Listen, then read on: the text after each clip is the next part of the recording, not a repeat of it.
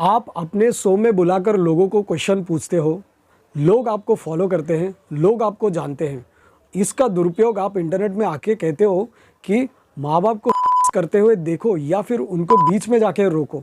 ये है आपकी संस्कृति। मैं बात कर रहा हूँ रणवीर अलाहाबादिया की, जिसने इस तरह का कमेंट देकर इंटरनेट में सनसनी मचाई है और लोग कह रहे हैं इसे कि इसको क्या सजा मिलेगी। How long is it? 2 crore in cash, you'd suck my. Would you rather watch your parents have sex or you join in once and stop it forever? What the fuck, man? Ranveer Allahbadia supreme court पहुंचा अपने ऊपर लगाया FIR को quash करने के लिए।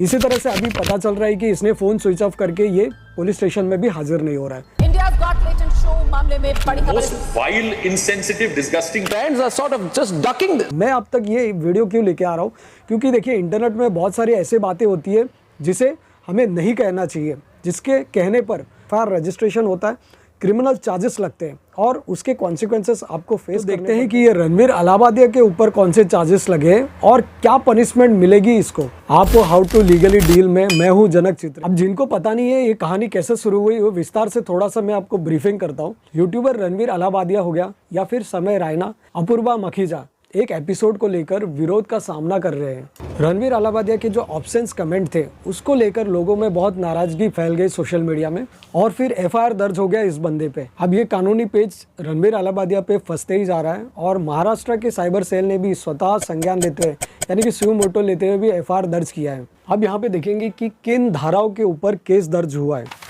पहला धारा लगाया गया है वो सेक्शन 79 बीएनएस यानी कि भारतीय न्यायिक संहिता 2023 का अमेंडमेंट कानून है।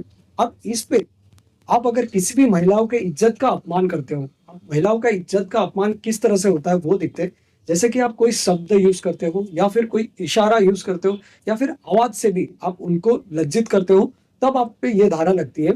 इसका पनिशमेंट कम से कम भी 3 साल की सजा है, क्योंकि रिगरस इम्प्रिजमेंट का सजा है, बेलेबल वारंट है। दूसरा जो सेक्शन लगाया गया है वो है सेक्शन 196 ऑफ बीएनएस एक्ट 2023 का। ये कानून क्या कहती है, जैसे कि अगर आप कोई भाषा या कार्य करते हो जिससे कोई धर्म, जाति या समुदाय के बीच नफरत फैलाती है, तो ये सेक्शन उस बंदा या बंदे पे लगती है। इसका जो पनिशमेंट है आपको 5 साल तक की कारावास भी होगी, साथ में फाइन भी लगेगा। तीसरा जो सेक्शन लगाया गया है वो है 299 ऑफ बीएनएस एक्ट।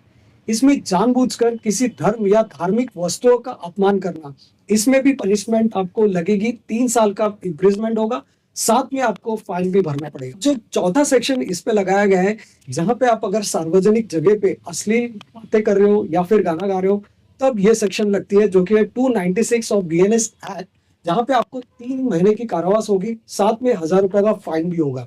अब यहाँ पे जो 5वां सेक्शन लगाया गया है वो बहुत इंपॉर्टेंट सेक्शन लगाया गया है, क्योंकि जो हरकतें वहां पे हुई है वो समान रूप से सभी पे जिम्मेदारी सेम एक्ट, सेम कानून सब पे अप्लाई हो, वैसा सेक्शन लगाया है, जो कि है section 3 clause 5 of BNS act. अब जो ये लास्ट सेक्शन लगे हैं ये वो सभी यूट्यूबर्स या ब्रॉडकास्टर्स को भी ध्यान रखने होंगे, जो है 67 ऑफ आईटी एक्ट 2000 का कानून है, जहां पे अगर आप ऐसे इलेक्ट्रॉनिक मीडिया यूज करके अपना ऑब्सेंट सीन्स या ऐसी गंदगी इंटरनेट पे आप फैलाने की कोशिश करते हो, चाहे आप वर्ड से हो या फिर कोई एक्टिविटी से, तब ये सेक्शन लगती है। इसमें आपको 3 साल का कारावास होता है प्लस 5 लाख रुपए तक भी फाइन होती है। इंटरनेट से आप रातों रात आप फेमस भी हो सकते हो, दुरुपयोग करने पे बहुत जल्दी नाम मिट्टी में मिल भी जाता है। तो ख्याल रखिए अपना, मिलते हैं किसी और वीडियो में, तब तक के लिए चैनल को सब्सक्राइब कीजिए। हाउ टू लीगली डील को इन्फॉर्मेटिव वीडियो अब तक मैं लेके आते रहूँगा।